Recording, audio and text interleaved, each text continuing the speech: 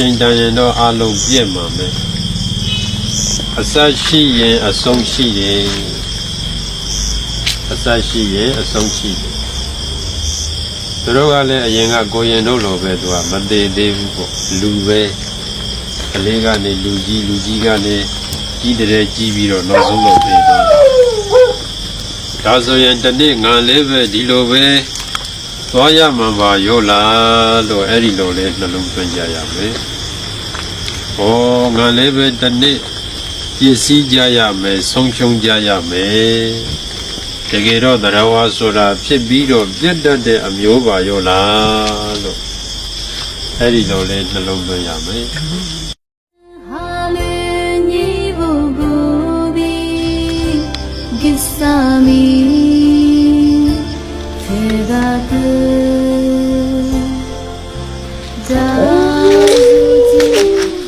ဒီကြောင့်တော့ဒီမှာသတင်းသုံးနေကြတဲ့ရဟန်းတန်ဃာတိုင်းကတုတ်တန်ကိုညအိညက်နေသွားပြီးတုတ်တန်ဒုတင်ဆောင်ရပါတယ်။ကိလေသာခေါင်းမာတဲ့အကျဉ်လို့ခေါ်တဲ့ဒုတင်73ပါးတွေကတုတ်တန်ဒုတင်ကိုကျင့်ဆောင်နေတာပါ။ဘုံကရွာရောက်ပြီဆိုတာနဲ့ဘုံသိချင်းသွားရင်3နှစ်4နှစ်တက်ကလေးကစားလိုက်တယ်။4 5 60 100အဲ့လိုတန်းစီအကုန်လိုက်ကြ။ဒီသိချင်းတွေသွားကြမယ်။ဘုံကရွာရောက်ကလေးတွေနဲ့ပေါင်းတာများ။ညတော့အဲ့ကလေးတွေအားလုံးဟာဘုံသိချင်းသွားလိုက်တယ်။ဒါကလေးတစ်ချို့ကဒါကြီးနေတဲ့ညီတော့ဘုံက7နိုင်9နိုင်လောက်ဆိုပြန်လာလိုက်တာ။သူတို့တရားထိုင်ခိုင်းတယ်မေတ္တာပို့ခိုင်းတယ်။ဒီကလေးတွေကပြိုနေ။အဲ့ဒါနဲ့ခိုင်ကိုရင်ဝှချင်တဲ့လူကိုဆိုလည်းဝှမေလူကအများကြီးပေါ်လာ။ပေါ်လာတော့လည်းပဲကိုရင်ဝှရင်ဒီထက်ကျင့်ရမှာလို့ဆိုကျင့်ပါမယ်ခင်ဗျာ။ဒါမျိုး။ဆိုတော့အဲ့ဒီမှာကိုရင်ဝှတို့လည်းတန်းချင်းတင်ပါမယ်။ဝှတဲ့နေ့ပဲတခါလေးညတန်းချင်းတင်သွားတော့မိုးလည်း9နိုင်မှပြန်လာတယ်။အဲ့လိုနဲ့ဆက်လိုက်။ဆိုတော့တို့ဒီတရားဓမ္မနဲ့ပြောရရင်ပြိုမိတ်သွားတယ်။အဲ့ဒါနဲ့ဆက်ခေါ်လာလိုက်တဲ့အတွက်ကြောင့်ဒီရောက်လို့လေ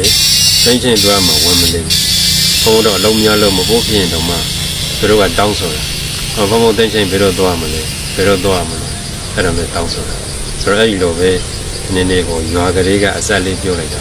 ပြောလိုက်တော့သူတို့အတွက်လူလေးကူဖြစ်သွားတယ်ဘုံတို့အတွက်လည်းဘာမှမခက်တွေ့ဘူးကျောင်းတော်ကြီးရဲ့အုပ်ဆောင်ဆရာတော်ကိုယ်တိုင်19နှစ်သားတွေကကျင့်ဆောင်ခဲ့တဲ့ဒီအကျင့်ကိုကျောင်းတော်မှာသတင်းသုံးနေကြတဲ့တန်ခါအပါတရားကျော်လုံးကကျင့်ကြံရတာဖြစ်ပါတယ်။ဖောင်ရည်တော့တင်အတွင်း၌ရှိကြကုန်သောမြင်ရမမြင်ရသောပုဂ္ဂိုလ်တ attva အလုံးတို့သည်ကျမ်းမာပါစေချမ်းသာပါစေယောဂတွေကင်းဝေးပါစေတုတ်တန်ကိုကိုယ်တိုင်ကိုကြသွားပြီးဒုတင်ကျင့်ကြံတဲ့အခါ6လက်မှုတွေကတကယ်ရှိခဲ့ပါသလား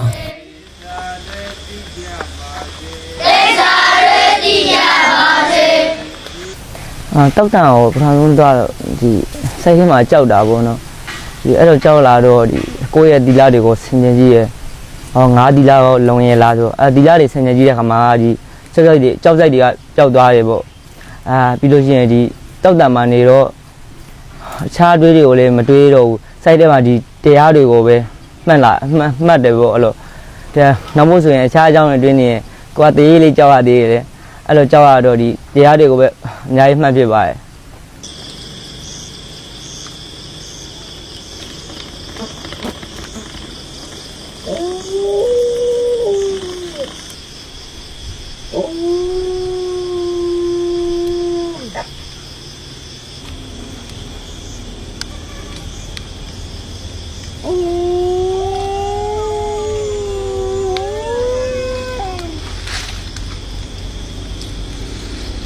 ကိုကအစာဦးစွန်းသွားတဲ့တုန်းကတော့နည်းနည်းတော့ကြောက်တာပေါ့လိုက်လာရတာ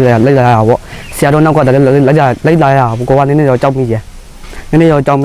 ကိုနောက်မှာတစ်ခုခုများရှိနေမလားပြီးတော့လည်းဆရာတော်ကတရားပေါင်းတာလည်းပြတ်တတ်ပေးရပေါ့ကိုကကူပေါ်မှာတခံနေရတာကိုရဲ့အနာကတစ်ခုခုလှောက်ချတိုင်ကြလို့ရှင်လာများလာပြီလားဆိုပြီးကြောက်ရရလေးရှိတာပေါ့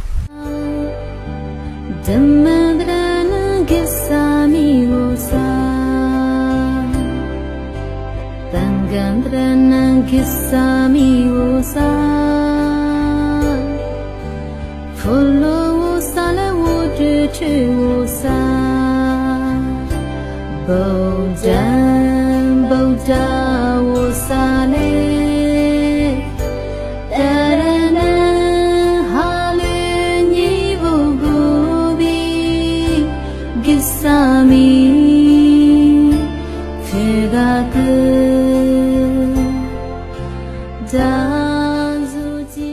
ကိုရင်တွေအနေနဲ့ပထမအချိန်တုံးတန်တူးတင်ဆောင်ကြတဲ့အခါမှာတော့ကြောက်စိတ်တွေအပြည့်ရှိခဲ့ကြပါတယ်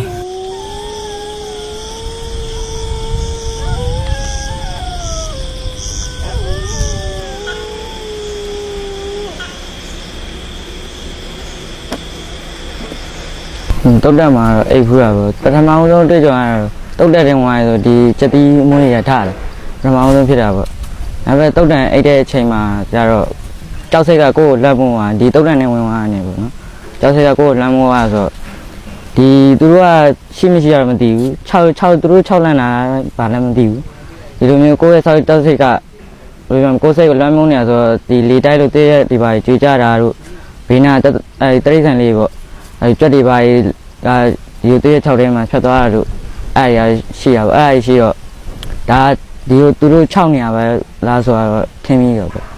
အဲ့ဒီကြောက်စိတ်တွေကိုဖြေဖြောက်ပေးရတဲ့ပုံကိုဆရာတော်ကအခုလိုမိတ်ကြပါတယ် ဒီကသူတို့ကြောက်စိတ်တွေကိုသူတို့ကဘုံကတနာစေရတရဝါတကောင်ဖြစ်ပြုတ်ပြဒါတွေဟာကိုရင်တို့ရဲ့အဖေတွေအမေတွေအဖိုးတွေအဖွားတွေကိုရင်တို့ရွာကလူတွေတစိမ့်မဟုတ်ဘူးတစိမ့်မဟုတ်ဘူးဒါဖြင့်ဒီလူတွေကဒီမှာတိုင်းချင်းတွေမှာမကြုတ်မလို့စားစရာမရှိတောက်စရာမရှိဝတ်စရာမရှိဖြစ်နေတာ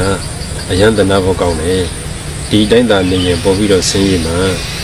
တရားဓမ္မလေးတစ်လုံးတစ်လုံးပြီးသွားရင်ကိုရင်တို့လာလို့နောက်ဆုံးကိုရင်တွေတရားမဟုတ်တတ်ဘူးဆိုရင်တော့မှကိုရင်တွေလာလို့ကိုရင်လေးပါလာလို့သူတို့စိတ်ထဲမှာကိုရင်လေးပါလာလို့ဖြစ်သွားရင်တော့မှသူတို့ကဒုက္ခတွေကျွတ်လွတ်နိုင်တယ်အဲ့လိုသူတို့ကိုကကြေးတင်ရှင်ပေါ့ဒီကိုရင်တွေဟာကိုကြေးတင်ရှင်သူတို့ကြောင့်ဒီလူတွေချမ်းသာရတော့မယ်ဆိုတဲ့ပုံစံမျိုးလေးပြောပြလိုက်တော့သူတို့မကြောက်ဘူးအဲ့လိုမျိုးလေးပြောပြသေသွားရင်ဘာပါမလဲကိုလုံထားတဲ့ကုသိုလ်အကုသိုလ်ဒါပဲပါမယ်ကျန်တာတခုမှယူသွားလို့မရဘူးစောင်းလေးတောက်ယူသွားလို့မရဘူးသင်္ကန်းလေးတစ်စုံယူသွားလို့မရဘူးတပိုက်လေးတစ်လုံးယူသွားလို့မရဘူးသေသွားရင်တော့အလုံးကိုစွန့်လွတ်ထားခဲ့ကြရမှာပဲသေရင်တော့အလုံးကိုစွန့်လွတ်ထားကြရမယ် Dhammam Gissami Musa Dhammam Gissami Musa Dhammam Gissami Musa Guru Musa Wole Musa Bondam Bonda Musa